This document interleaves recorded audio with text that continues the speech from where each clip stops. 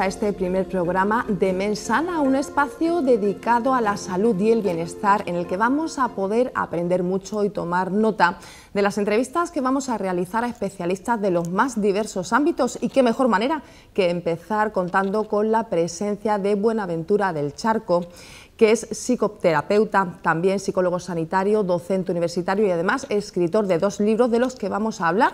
Y además es sin duda una persona que no les va a dejar indiferentes. Muy buenas, bienvenido, muchísimas gracias por estar aquí con nosotros. Nada, muchísimas gracias a ti por atenderme y por dedicarme a este espacio. Bueno, me gustaría primero comenzar un poquito hablando tu currículum, ¿no? Eres de Marbella, te fuiste a estudiar psicología a Granada, allí continuaste formándote, luego te trasladaste a Madrid para especializarte aún más.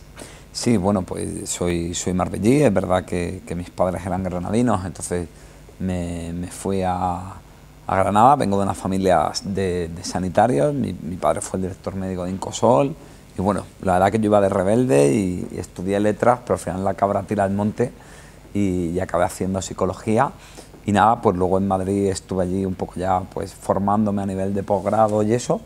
Y luego ya pues surgió la docencia en la universidad y en fin, y una serie de proyectos. Y estuve allí unos años, pero bueno, pues al final la calidad de vida que hay aquí pues creo que no la hay en ningún sitio. Y ya pues me volví aquí a Marbella. Y actualmente vivo a medio camino entre Marbella y Granada, porque en Granada sigo con la actividad docente, ¿no? Esta actividad docente, de hecho, en Madrid empezó muy prontito, ¿no? Lanzaste un proyecto que se llama Aprende Viendo Terapia para formar a estudiantes y era un proyecto muy peculiar que despertó el interés en diferentes universidades. Sí, bueno, fue un poco la sensación que yo tenía después de hacer varios posgrados y de haber estado en distintas universidades, era un poco que la formación siempre era excesivamente teórica, ¿no? Entonces la idea que tuvimos fue la de empezar y luego por otro lado había otro problema que es que mucha gente necesitaba hacerse una psicoterapia pero no se lo podía pagar, ¿no? Entonces intentando matar 2 pájaros de un tiro, lo que diseñé fue la idea de tener un centro donde se pudiera hacer terapia gratuita con la única condición de que las terapias fueran grabadas. La clínica era una especie como de gran hermano con cámaras y micrófonos y luego había una sala donde teníamos un montón de estudiantes de psicología viendo las sesiones en directo, ¿no? Entonces las universidades que enviaban esos alumnos y algunos alumnos de manera privada pagaban por esa formación y entonces para los pacientes la terapia era gratuita. Y luego claro, para los alumnos era muy interesante porque no es lo mismo leer terapia que ver directamente cómo un psicólogo lo hace, ¿no? Y la verdad que fue un proyecto que duró 4 años porque ya decidí venirme aquí y que funcionó muy bien y sobre todo una experiencia muy gratificante porque le dimos terapia a más de 50 personas que no se la podrían haber pagado, ¿no? Y fue la verdad que muy gratificante y ya a raíz de eso pues me hice profesor universitario en la Universidad de Alcalá de Henares y en la Universidad Europea de Madrid y bueno, y ahí así cuando dicen que la educación en España está mal, se refieren a que hay gente como yo dando clases, pero bueno, eso es lo que tenemos. Sí, bueno, pero esa vocación social la has tenido también muy presente, también has colaborado con diferentes ONG. Sí, bueno, para mí un poco, luego fíjate, siempre a nivel de clínica siempre está en el sector privado, nunca he estado en el sector público, pero bueno, yo creo que al final es una cuestión de tener espacio para todo y en la ONG que estuve, sobre todo estuve con población hispanoamericana y yo soy una persona yo soy un hispanista convencido y bueno, y creo que simplemente es una manera de ser un poco coherente con las cosas en las que creo y defiendo, ¿no? Y precisamente en estos años desde que comenzaste hasta ahora te has ido formando, has estado en diferentes ámbitos. Desde tu punto de vista, desde que comenzaste, quizás empezamos un poquito siendo idealistas, ¿cómo ha cambiado tu mentalidad? ¿Cómo ves la psicología desde que empezaste hasta ahora? Bueno, pues la verdad que al principio yo creo que a mí me pasa al revés, o sea, creo que cada vez soy más crítico con la psicología. Al principio me parecía que la psicología era algo muy bien enfocado y que todo estaba como muy claro, ¿no? Porque había cosas que estaban probadas científicamente y esta teoría es así porque fíjate qué reputación este psicólogo que lo hace y tal. Y conforme conforme vas viendo pacientes, te empiezas a dar cuenta de que esas líneas tan definidas en la teoría, pues luego se desdibujan mucho en la práctica real, y que hay una distancia muy grande entre lo que se investiga en la universidad y lo que luego se aplica en la consulta, ¿no? Es decir, hay un concepto que es la validez ecológica, que es hasta qué punto lo que yo veo en un laboratorio luego es extrapolable al mundo real, ¿no? Esto es como bueno, pues a mí me hace mucha gracia el otro día hablando con unos profesores, y claro, te sale un método educativo súper bueno y tal, y te dicen, claro, esto en una investigación que tienes un profesor cada 5 alumnos lo puedes hacer, pero luego díselo aquí a un profesor de instituto que tiene ahí una jauría de 30 chavales, ¿no? Es decir, hay cosas que luego lo que ves es que cuando las intentas aterrizar al mundo real son poco aplicables, ¿no? Y entonces ya desde ahí fue cuando yo empecé a tener una perspectiva también un poco como más crítica con la psicología, porque a mí me parece un poco que vive en un mundo como excesivamente naif o idealista, que luego no es muy aplicable a la vida real de un tío que se llama Manolo y es albañil y tiene 2 niños y una hipoteca, ¿no? Entonces, bueno, he intentado un poco de alguna manera crear una psicología o divulgar una psicología que puede que sea menos bonita o que puede que sea menos ideal, pero que creo que es mucho más realista y también mucho más humana, ¿no? Porque también creo que el problema es que hoy en día se está tecnificando todo tanto que al final yo creo que estamos perdiendo lo básico, que es esa relación que hay entre el terapeuta y el paciente, ¿no? De hecho, no, la presentación en tu página web hablas eso, ¿no? De una psicología realista, más humana, y también precisamente en lo que estás diciendo, ¿no? Que luego vamos a hablar de forma mucho más extensa, esas críticas, ¿no? A ese positivismo que tenemos ahora, de que si hay un problema hay que afrontarlo, no podemos decir no se va a solucionar porque seamos muy positivos. Claro, ¿no? Al final yo creo que aquí hay 2 cosas. Uno que es que al final, yo recuerdo un profesor que tenía en la universidad que a mí me decía que la terapia es lo que ocurre entre las sesiones, ¿no? Y creo que recoge muy bien la idea de que si tenemos una psicología en la que a través de la técnica yo trabajo una serie de cosas en sesión, eso luego no va a servir de nada si luego el paciente no enfrenta el problema en el mundo real, ¿no? Y creo que ese es el problema, que lo que estamos intentando es, a través de la técnica, no tener que enfrentar lo que ocurre, ¿no? Pues aprendo a meditar, o aprendo a relativizar, o aprendo tal, y entonces no tengo que discutir con mi jefe, o no tengo que divorciarme, o no tengo que tener una conversación incómoda con mi hijo, ¿no? Y yo creo que la terapia no tiene que ser un sustituto de la vida, sino que tiene que ser algo que me ayude a coger el toro por los cuernos, por decirlo de alguna manera. ¿Y ahora mismo qué es lo que ves en tu consulta? ¿Cuál es la realidad que estamos viviendo? Pues bueno, la verdad que estamos en un momento que a mí me parece muy jodido en términos, o sea, como ciudadano, o cuando yo pienso en el malestar de mis pacientes, pero claro, si lo ves desde la perspectiva teórica es fascinante, ¿no? Básicamente porque mira, yo lo que veo cada vez más es gente que viene a consulta y que cada vez más los cuadros están menos definidos. Es decir, tú antes tenías muy claro, pues, esta persona tiene un trastorno de ansiedad por esto, o tiene un cuadro depresivo por esto otro, ¿no? Como que era todo como muy de manual de psicoterapia, ¿no? Pero cada vez más, cuando la gente te viene a consulta, ves un malestar que tiene menos que ver con una sintomatología. O sea, puede que haya ansiedad, o puede que haya problemas del sueño, pero no es tanto un cuadro clínico, sino es más una especie de vacío existencial, de no verle mucho sentido a la vida. Por ejemplo, una cosa que oigo mucho es: todo en mi vida va bien, pero yo no estoy bien, ¿no? Y ni siquiera sé por qué no estoy bien, porque se supone que tengo todo como lo que la sociedad me ha dicho que debería tener, ¿no? No sé, tengo mi trabajo, tengo mi pareja, me he independizado, ¿He escuchado alguna vez eso de que tu problema es que no tienes problemas? Claro, ¿no? Es esto que se dice. Entonces, esto, aunque crea algo que a lo mejor objetivamente es menos grave, crea mucho más malestar, porque tengo una sensación de que no tengo derecho a tener un problema, ¿no? Oye, si tengo un trabajo, si tengo una pareja, si tengo una casa, si tengo unos niños, ¿por qué coño estoy yo mal?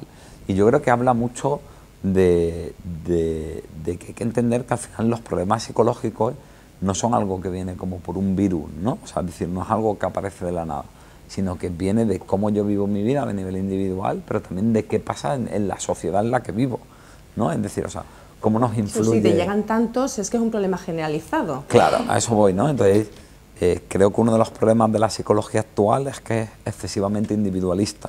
Es verdad que nosotros, nuestra área de trabajo es individual, ¿no? Pues tú vienes a mi consulta y yo trabajo individualmente contigo, pero creo que los psicólogos estamos perdiendo mucho el enfoque de hablar de lo que ocurre en la sociedad.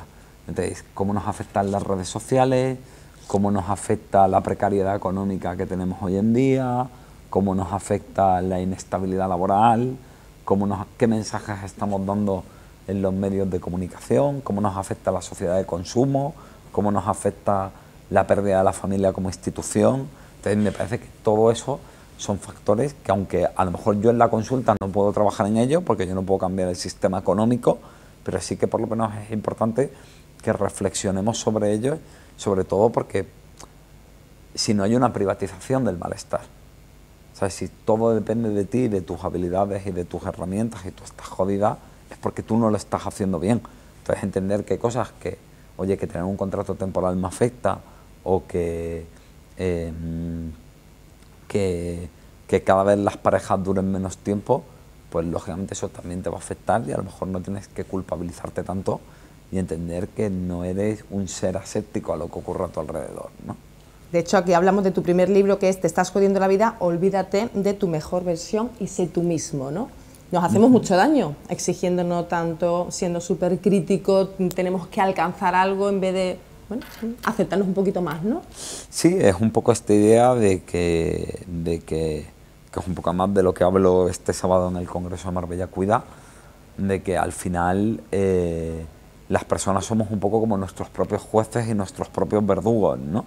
Y normalmente somos mucho más crueles con nosotros mismos que con la gente, ¿no? Seguro que te pasa que llega una amiga tarde y le dices, bueno, no te preocupes, no pasa nada, llegas tú tarde a un sitio, joder, soy un normal, es que no me organizo, es decir, solemos ser mucho más benevolentes con las miserias de los demás que con las nuestras propias, ¿no? ¿Y por qué realmente? Bueno, ahí hay... Bueno, da para un libro de 300 páginas, para ser exacto, ¿no? Efectivamente, 300 páginas. Pero resumiéndolo mucho, bueno, pues hay una parte que tiene que ver con que la culpa siempre nos crea una fantasía de control, ¿no? O sea, si los problemas en mi vida es porque yo soy poco disciplinado, hay una especie de fantasía de niño que dice, bueno, si llego a ser disciplinado, todo va a ir bien, ¿no? O si el problema es que yo soy negativo, si aprendo a ser positivo, todo va a ir bien, ¿no?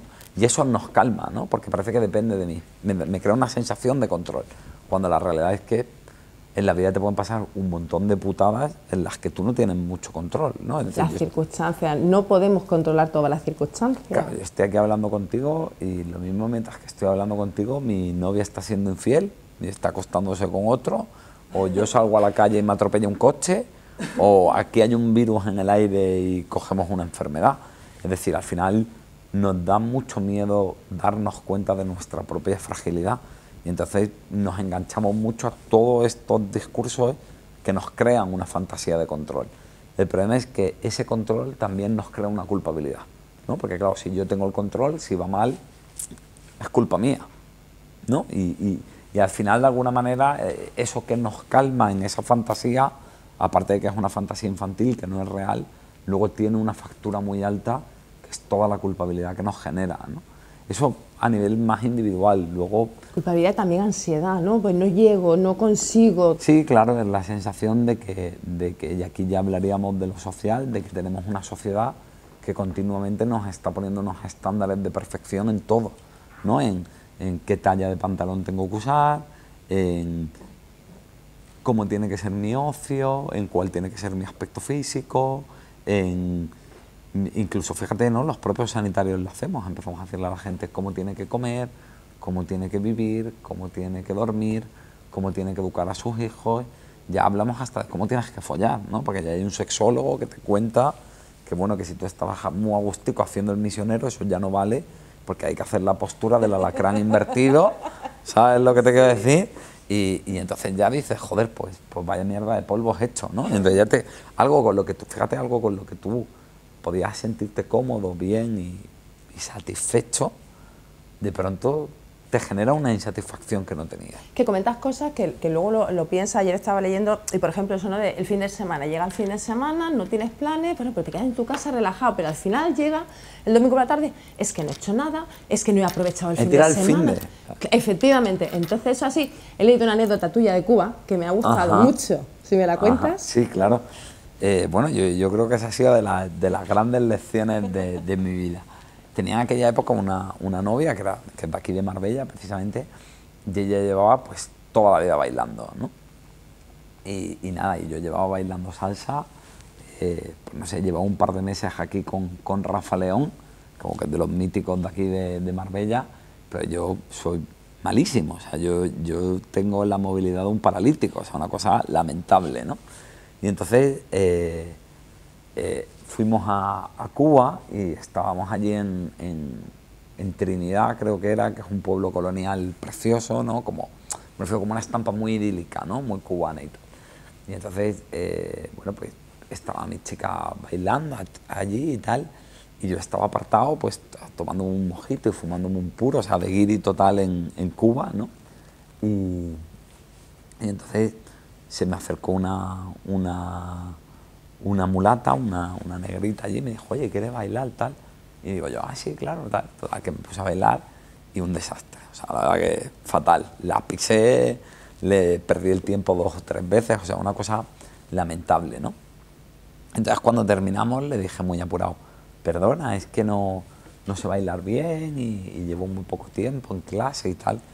Y ella me miró muy extrañada y me dijo, pero papi, ¿tú disfrutaste? Y le digo, sí, claro. Y me dijo, entonces, ¿supiste bailar? ¿No? Y entonces para mí eso fue como una hostia de realidad, de decir, claro, es que en el fondo bailar es eso.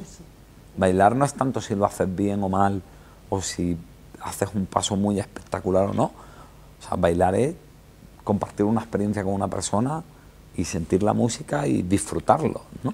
Y el problema es que todos nos lo llevamos a eso, a la perfección, a la productividad, al rendimiento, a una idea muy rígida que tenemos de lo que es adecuado y lo que no, y al final eso es lo que hace que no disfrutemos de las cosas o que no las podamos hacer de manera natural, ¿no? Pero no solo es que no disfrutemos, que nos podemos hacer mucho daño. Sí, claro, porque algo que debería de ser un buen rato, que es estar allí en Cuba disfrutando de una escena idílica y de estar bailando con una mulata preciosa, te acaba generando angustia porque no lo estás haciendo bien. Y fíjate, si eso ocurre en algo tan poco importante en mi vida como es el baile, ¿no? Que yo no vivo de eso, que no sé, que es una afición, y ya imagínate en algo importante, como si estoy educando bien a mi hijo, o si ahora yo esta entrevista la estoy haciendo bien contigo, o si me estoy siendo coherente con mis valores, ¿no? Entonces, claro, cuanto más importante, más ansiedad y más carga emocional, ¿no? Y todo esto a nivel individual, pero encima tenemos el hándicap de las redes sociales, que encima mostramos o se muestra, bueno, todo lo bien que estamos, cuando a lo mejor no, simplemente te estoy poniendo una foto que vas a tomarme una cervecita, pero luego me he ido corriendo a mi casa. Sí, sí, o a lo mejor tomándome la de cervecita he discutido con el que me la estaba tomando, ¿no? O le está contando que estoy jodido, ¿no? Entonces, bueno, ese es el problema, ¿no? Que lo que llamamos normalmente el postureo se ha convertido también en un postureo emocional, ¿no? Parece que ya hay una necesidad de, igual que me saco la foto desde un ángulo en el que se me ve mejor el culo, pues me saco la foto de una manera en la que se me ve más feliz o más realizado o más en paz de lo que realmente estoy, ¿no? Y el problema es que, claro, cuando tú coges el móvil y te metes en redes, en un momento has visto la vida de 15 o 20 personas. Entonces, claro, es inevitable compararse. Y claro, ser siempre la que está mejor de 20 personas, complicado. Pues simplemente por una cuestión numérica es casi imposible, ¿no? Y entonces, y además, fíjate, ni siquiera es estar mejor que 20 personas, es estar mejor que la realidad modificada de 20 personas. Porque claro, lo que está mostrando ni siquiera es la vida real, ¿no? No sé si me explico, claro. Entonces, esto al final es muy difícil que no nos acabe afectando. Que no es la vida real. Recuerdo un día que fui a Madrid, tenía que ir una cosa puntual, un recorrido y todos los semáforos paraban en rojo en todos los sitios clave. Y yo decía, si hubiera hecho una fotito a cada sitio clave, realmente podía haber dicho, he tenido unas vacaciones en Madrid y había ido y había vuelto. Y había ido y había vuelto. Y dices tú, ¿no es real? Claro, la mitad de las cosas no son reales. Claro, pero al final eso es algo que tú puedes saberlo, pero que tu cerebro emocional no lo procesa. Es decir, un ejemplo que se entiende bien es como una peli de terror, ¿vale? El ser humano, esto es un poco más complicado, pero tenemos un cerebro racional y un cerebro emocional, ¿vale? Entonces tú a nivel racional puedes saber que algo no es cierto, pero eso no implica que a nivel emocional tu cuerpo no reaccione como si estuviera ocurriendo. Es decir, cuando yo veo una película de terror, o cuando yo me monto en un cacharro ahora en la Feria de San Pedro, o cuando yo veo una película, yo sé que eso no está ocurriendo de verdad, o yo sé que yo no estoy en peligro, ¿no? Porque el cacharro tiene unas medidas de seguridad o lo que sea. Pero mi cerebro emocional lo vive como si fuera cierto, ¿no? Tú tienes esa reacción de cagarte de miedo, aunque tú sepas que no te va a pasar nada, o tú tienes esa reacción de llorar porque le pasa no sé qué al protagonista, aunque tú sabes que es un actor y eso no es real. Pues de la misma manera tu cerebro en esa comparativa se siente mal y vive como real eso, aunque tú sabes que está modificado y que no es cierto, ¿no? Entonces el problema es que, claro, todo eso es como la lluvia fina, que son pequeñas gotas, pero que al final te acaba calando, ¿no? Y luego es muy difícil que nos sintamos satisfechos con la vida que tenemos y sobre todo con quienes somos, ¿no? Porque siempre hay algo que podría ser mejor. ¿Cómo valoras entonces tú las redes sociales? Mira, yo sinceramente no creo tanto que el problema sea en las redes. Además, creo que yo sería muy hipócrita porque yo hago mucha divulgación en redes, ¿vale? Entonces, yo creo que el problema son dos cosas. Uno, desde dónde estamos utilizando las redes sociales. Porque fíjate, nos encanta decir esto es bueno y esto es malo, pero yo creo que todo depende desde dónde lo haces. Es decir, ¿el deporte es bueno? Pues aparentemente todos diríamos que sí, pero si yo hago deporte porque estoy obsesionado con tener un aspecto físico determinado, el deporte se puede convertir en algo muy enfermizo, ¿no? Y podemos decir, ¿el consumo de alcohol es bueno? Pues aparentemente todos diríamos que no. Pero oye, a lo mejor esa caña que me tomo con mis amigos es la manera de tener un encuentro con gente que quiero y de poder contarnos cómo nos va y de tener un rato de tener un poco más de calidez en mi día a día. Bueno, pues a lo mejor la cerveza no es lo óptimo, pero sí que me está dando otras cosas, ¿no? Entonces, yo creo que las redes sociales lo que ocurre es que simplemente reflejan cómo funciona una sociedad. Es decir, si hoy en día lo que lo petase fuese tener cultura y no estar bueno o no tener una vida de montártelo súper bien, pues la gente, esto estaría aquí lleno de gente sacándose selfies, leyendo libros y hablando de documentales de la DOE, ¿no? Entonces, yo creo que al final lo que vemos en las redes es un reflejo de cómo funcionamos como sociedad. Lo que sí que es verdad es que las redes fomentan un poco más la superficialidad. Digamos que ese proceso que ya se da se convierte en una especie de levadura o de catalizador que lo amplifica y lo hace más grande. Pero no tenemos que olvidarnos que simplemente son un reflejo de la sociedad que tenemos. También vinculado a eso hablamos un poco de cómo nos relacionamos, precisamente eso. Hemos dejado el tú a tú, está desapareciendo mucho y sobre todo la gente joven, ¿no? Se relaciona mucho más o a través de redes, incluso en vez de quedar para ver una peli, a veces están cada uno en su casa y hacen una videollamada. Ha cambiado mucho la forma y eso también nos está afectando, ¿no? Totalmente, o sea, para que te hagas una idea, este dato lo leí el otro día, que estoy preparando un artículo nuevo y bueno, y estaba un poco en la documentación de eso y fue un dato que me dejó con el culo torcido. Desde que han aparecido las aplicaciones para ligar, la facturación de la industria de la noche, o sea, de las discotecas, de los pubs, ha caído un 17%. ¿Por qué? Claro, porque hay gente que ya prefiere estar en su casa en pijama, ligando con alguien, que tener que además salir. Cualquier edad, que no estamos hablando a cualquier edad, desde lo más jovencito, quiero decir, da igual. En genérico, claro, ¿no? Entonces, al final lo que está ocurriendo es, claro, que estamos perdiendo el cuerpo a cuerpo. No sé si me explico. ¿Por qué? Porque además también lo que ocurre es que, claro, si yo estoy aquí hablando contigo y tú puedes ver que soy bajito o si meto la pata, pues la he metido, ¿no? En cambio, en redes yo tengo mucho más control. Porque yo puedo decirte algo y borrarlo, porque yo puedo probar 20 fotos hasta que encuentro la foto en la que salgo bien. Entonces, claro, nuestra parte más insegura en las redes, volvemos a la sensación de control, ¿no?, que hablábamos antes. Tenemos mucho más control sobre lo que proyectamos y lo que mostramos de nosotros, ¿no? Con lo cual es más fácil mostrar una parte de nosotros que es más atractiva, más seductora, que gusta más, ¿no? El problema es que, claro, cada vez la vida es menos real y cada vez más, bueno, puede que la foto sea mucho más estética, pero creo que hay algo que está ocurriendo aquí entre tú y yo, hablando en este momento de sensaciones, de emociones, de simplemente sensorial, ¿no? Cogerte la mano, lo que sea, que claro, que todo eso se pierde, ¿no? Entonces, creo que estamos muy conectados, pero muy poco vinculados. Si te parece, te voy a preguntar pues, un poquito cuáles serían las pautas o, bueno, el método un poco para afrontar esto, pero vamos a parar unos minutitos. Genial. Y a la vuelta.